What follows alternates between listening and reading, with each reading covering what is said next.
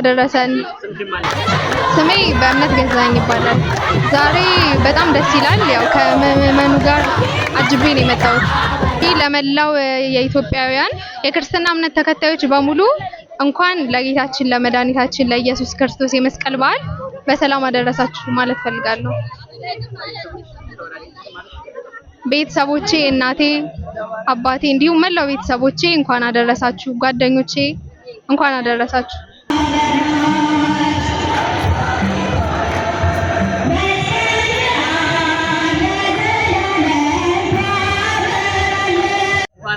እንኳን አብሮ አደረሰን። ስሜ ምትኬ ይባላል። ከዚህ ከጅማ ሐመረኑ ቅድስት ኪዳነ ምሕረት ቤተክርስቲያን ሐመረ ብርሃን ሰንበት ትምህርት ቤት የኔ መዝሙር በመዘመር ነውና በጣም ደስ ይላል። እግዚአብሔር ይመስገን ዘንድሮ በጣም ደስ ይላል እና በዝማሬ እያገለገልን ነው።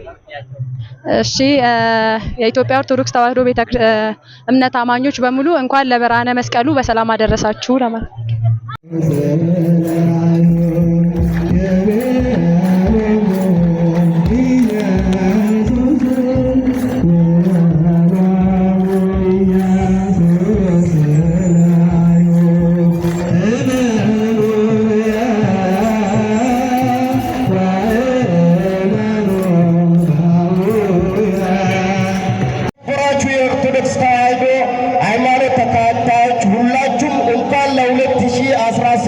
ለመስቀል ደመራ በዓል በሰላም አደረሳችሁ ማለት እወዳለሁ።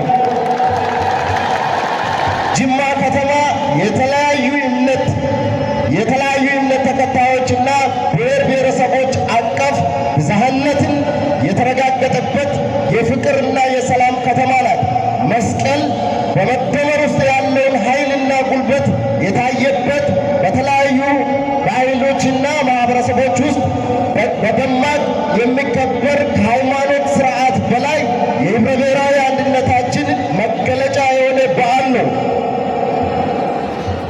ይህ ባህል እንዲዳብር በማድረግ ውስጥ የኦርቶዶክስ ሃይማኖት ተከታዮችና አባቶች ድርሻቸው ላቅ ያለ ነው።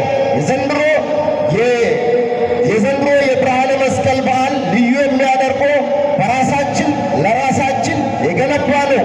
በጠቅላይ ሚኒስትራችን ጀግንነት የተጠናቀቀው የህዳሴ ግድብ መመረቃችን ማግስት በመሆኑና እንዲሁም በከተማችን ልዩ ልማት የሚታይበት ማግስት በመሆኑ ልዩ ያደርገዋል። ስለዚህ በድጋሚ እንኳን ደስ አላችሁ፣ እንኳን ያደረሳችሁ ማለት ፈልጋለሁ።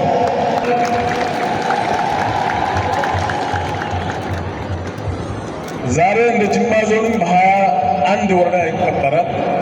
በጅማ ከተማችን ደግሞ ትልቅ አከባበር እጅግ የምንወደው ከተማችን በልማት ላይ ያለችው ሰላምን ያረጋገጠች አንድም ቀን ጅማና ጅማ ዞን ችግር ሳይፈጠር በኦርቶዶክሱም በሙስሊሙ እንደዚሁም በጅማ ህዝብ በ5,500,000 ህዝብ መሃል አንድም ነገር ሳይከሰት 2017 ያሳለፍነው ስለሆነ ለእናንተ ለኦርቶዶክሶች ሰላም የምትወዱ ልማትን የምትወዱ ክብር ይገባቸዋል። እንኳን ሰላም አመጣችሁ፣ እንኳን ሰላም በሰላም ተገናኘን።